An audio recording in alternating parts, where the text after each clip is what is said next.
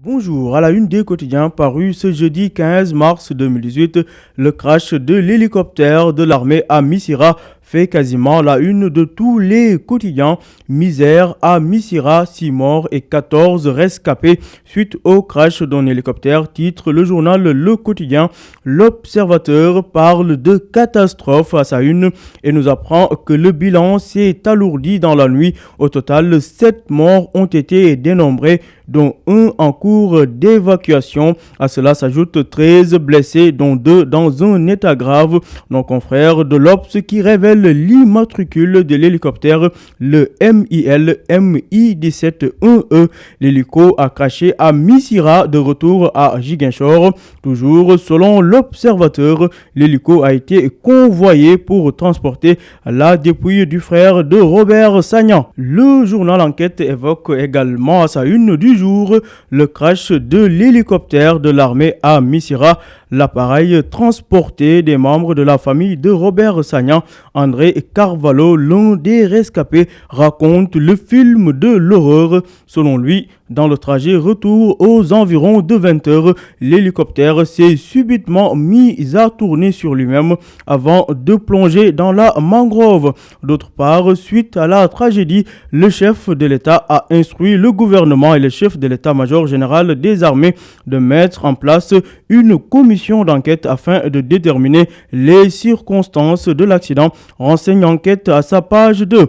Et puis, émigration clandestine, 6000 Sénégalais en situation irrégulière en Europe. Selon Vox Populi, ce chiffre a été recensé pour le compte de l'année 2017, si l'on en croit l'Agence européenne des gardes frontières et de garde-côtes, l'agence Frontex. Restons à la une de Vox Populi pour relayer les propos d'Idrissa Seck, le président du parti Réumi. Il dit qu'il estime que l'ARMP devait commencer par épingler Macky Sall.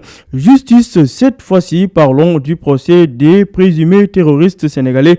Ibrahim Ly, l'un des présumés terroristes, s'explique sur ses activités en Syrie, confondues par une vidéo où il fait l'apologie de l'État islamique.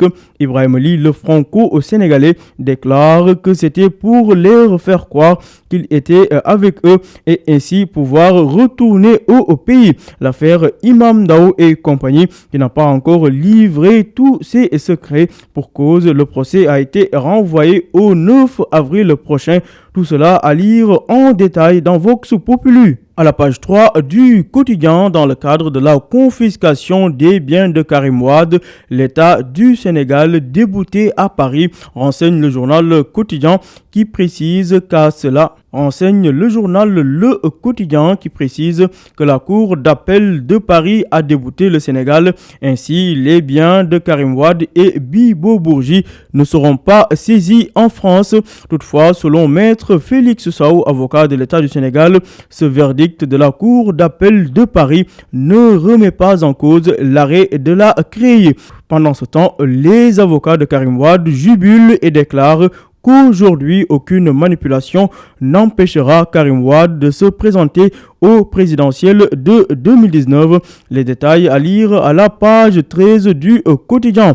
Lutte contre le blanchiment d'argent, le Sénégal, meilleur élève de l'espace UEMOA, si l'on en croit les propos du nouveau directeur général du groupe intergouvernemental d'action contre le blanchiment d'argent en Afrique de l'Ouest, nous dit le quotidien. À la une de Libération, l'on apprend que le parquet cloue Assane Diouf à Rebeuss suite à sa demande de liberté provisoire. Le parquet a dit niet à Assane Diouf à la suite de son audition dans le fond du dossier. Mais toutefois, le dernier mot revient au magistrat instructeur, nous dit Libération. Le Témoin quotidien revient sur les propos d'Idrissa Seck depuis Touba où il se trouve actuellement. Le leader du parti Réumi raille à nouveau le président de la République. Selon Idi, je cite, en matière de mal-gouvernance, c'est le président Macky Sall qu'on devrait épingler le premier, a lancé Idriss Seck à l'endroit du président Sall. Enfin, polémique sur l'habillement des femmes et le viol.